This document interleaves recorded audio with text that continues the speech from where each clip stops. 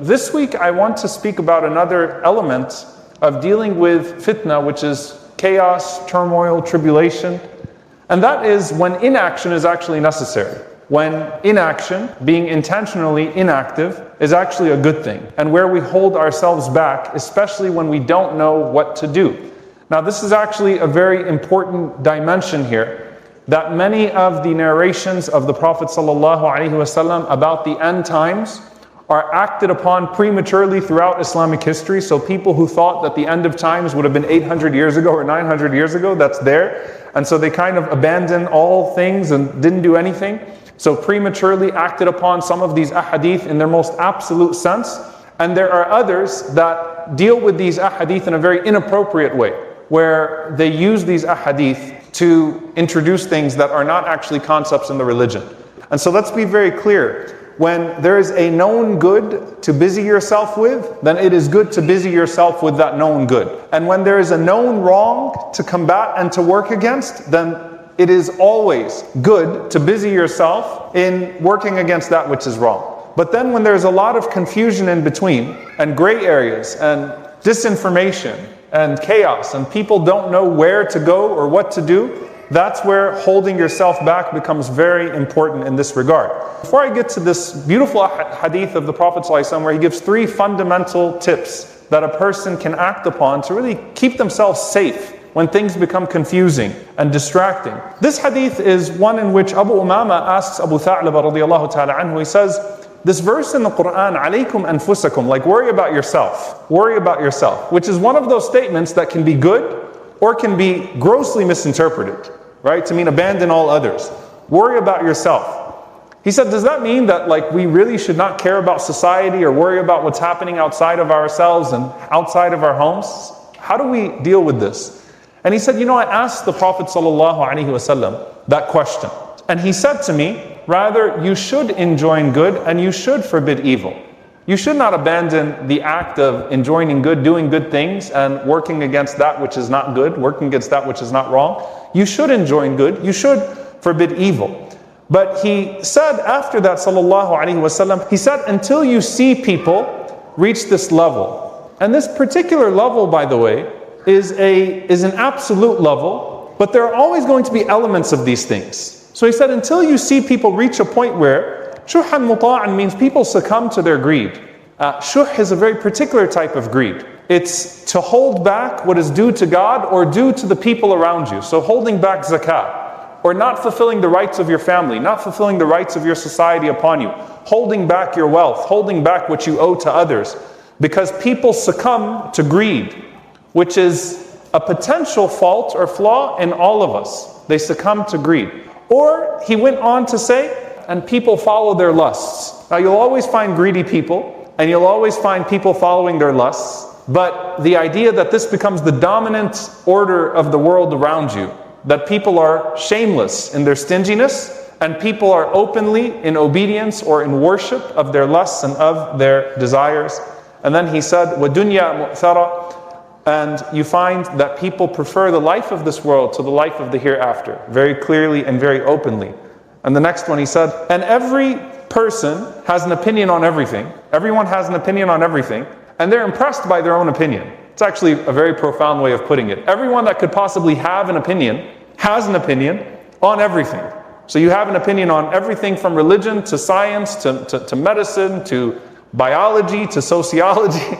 You know it all because you got something on WhatsApp that looked very compelling and you forwarded it, and you were very compelled by it and very compelling with arguing why it's true.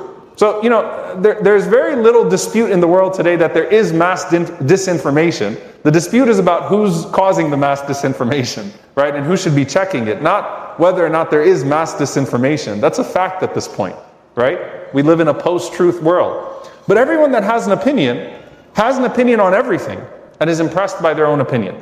And if they have the spiritual corruption that is mentioned in the previous 3 categories, then their opinions are likely to follow that which gives them access to their lusts and makes them feel better about succumbing to their greed. This is the way it is, this is why we're like this, and so everyone sort of succumbs to that. So fitna in this sense makes things very, very confusing and very difficult for a person to move forward.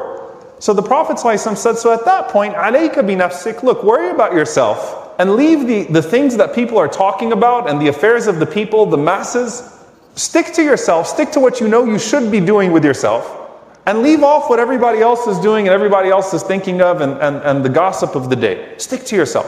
What are the ways then that you stick to yourself, and what's a healthy way to do that? It's a narration from Uqba bin Amir radiallahu ta'ala anhu. He asked the Prophet sallallahu alaihi wasallam, Ya Rasulullah, how do you stay safe? How do you stay saved? How do you protect yourself? We see corruption on the rise.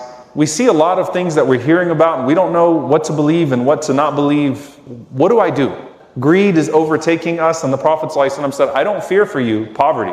There's a lot of poverty in the ummah. Prophet ﷺ said, that's not my fear for you. Poverty is not the fear. In fact, riches are the fear, because riches bring with them certain corruption, global corruption. That's what I worry about for you, not the poverty part. It's the riches and the corruption that is generated as a result of that. Just, Ya Rasulullah, like, how do I protect myself? Give me some fundamentals here. And this is where the Prophet ﷺ said 3 things. And listen very carefully. Hold your tongue. Learn to hold your tongue. Like, grab it and hold it, not in the physical sense, but restrain this tongue of yours. Hold yourself. Everyone that has an opinion on everything. You know what? Learn to practice some silence. Hold your tongue. Because it could be one word you say, one thing that you utter, that totally ruins the life of someone else and ruins your own afterlife, right? A word of gossip that's actually a word of slander, a word that is displeasing to Allah subhanahu wa ta'ala. Like, learn to hold it. Even when you're so convinced that you should be saying this, you're weighing in on something you really shouldn't be weighing in on. Learn to not weigh in. Learn to really practice silence. Amsik alayka lisanak. He's saying this to a sahabi, to a companion who's righteous and who's afraid. What about a person who doesn't have that level of taqwa, that level of God consciousness that would govern their tongue and their expression and their keyboards? Hold your tongue. And subhanAllah, one of my teachers actually said that a gem from this hadith is that the Prophet ﷺ mentioned holding on to revelation, that the way of the Messenger ﷺ, the Quran and the Sunnah, he said hold on to it with your back teeth, like someone's trying to pull it out of your mouth. And so if you open your mouth to get loose with your tongue about all the nonsense, then the divine revelation and that which is good and righteous will be taken away from you right under your eyes. But a person who's really trying to hold on, guard that which is sacred in their life. Practice silence intentionally. You don't have to weigh in on everything. You can learn to be silent, and whoever is silent is safe. Not when there is an obvious oppression happening in front of you, right? And you say, no, I'm going to stay silent. No, you should say something. Not there, but a samt when things are not really clear. Learn to amsik alayka lisanak. Don't have an opinion when you're not sure. And then the Prophet ﷺ said, let your home suffice you. Go home, stay home, learn to enjoy your seclusion. You know, this literally means let your home encompass you. Let your home suffice you. Like, everyone wants to get out all the time. Actually, let your home suffice you.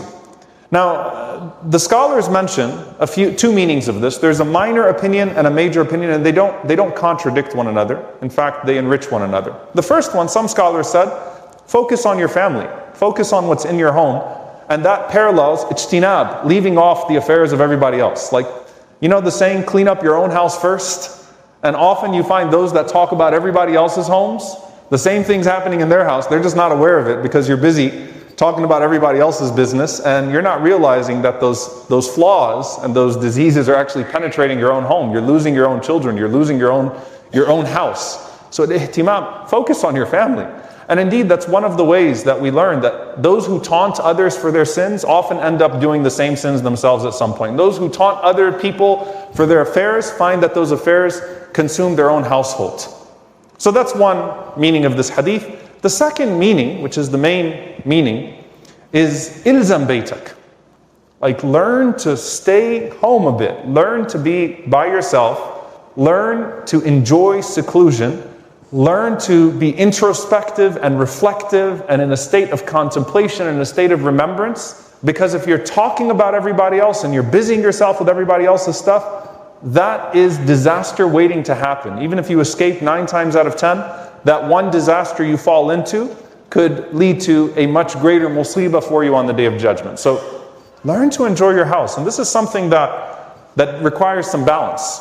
Imam al-Nawawi rahimahullah ta'ala mentions that the believer, when they think of, when they're leaving their home, they leave and they weigh every time they step out of their home something that is good for me in my religion or something that's good for my worldly affairs? Meaning I'm going out because this is, how can I actually justify, of course back then you don't have the world of social media, I'm stepping out of my house.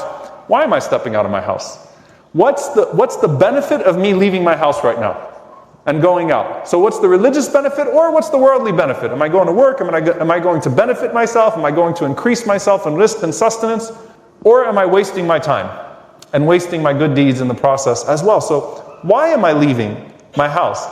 The opposite extreme though, some people use this hadith to stop coming to the masjid, or stop going to good things or doing good things. And the masjid is baytu kulli mu'min, as the Prophet ﷺ said. It's the home of every believer. And the Prophet ﷺ said, the gardens of dhikr, the gardens of remembrance and knowledge are gardens of paradise on this earth. You need to immerse yourself in those gardens. So some people use this and they disappear and they say, I'm practicing some seclusion right now. And that's actually a form of self-delusion, because we need these places. We need these good gatherings and these good places and these volunteer opportunities and ways that we can do good for ourselves and do good for the world. وَلْيَسَعْكَ بَيْتُكَ does not discourage this in any way. وَلْيَسَعْكَ بَيْتُكَ means, learn to actually enjoy being alone by yourself sometimes and not diving into a lot of these different things. And there's something very profound, and I hope inshallah you'll remember this, because it actually blew me away when I read it in the context of this hadith.